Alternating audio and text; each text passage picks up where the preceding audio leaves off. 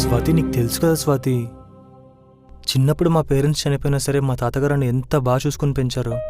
నువ్వంటే నాకు ఇష్టమే, కానీ ఆయన ఇష్టాన్ని కాదని నేను పెళ్లి చేసుకోలేను స్వాతి. నేను నిన్ను ప్రేమించాను స్వాతి. నీకోసం నా ఫ్రెండ్స్ని కూడా దూరం చేసుకున్నాను కదా. వాళ్ళు నీకు ఫ్రెండ్సా? చూడు హర్ష, నేను ఇలా మాట్లాడుతున్నాను, నువ్వు ఫీల్ అవ్వచ్చేమో, కానీ నువ్వు నా పొజిషన్లో ఉండి అర్థం చేసుకో. గర్ల్ ఫ్రెండ్కి ఫ్రెండ్స్కి తేడా ఉంటుంది హర్ష. కరెక్టే, నేను నీ లైఫ్లోకి రాకముందు నుంచి తను నీకు బెస్ట్ ఫ్రెండ్ అవ్వచ్చు, కానీ రిలేషన్లో ఉన్నప్పుడు లిమిట్స్ ఉంటాయి కదా. అరే నైట్ 12 కాల్ చేస్తుంది, 2 వరకు మాట్లాడుతూనే ఉంటుంది.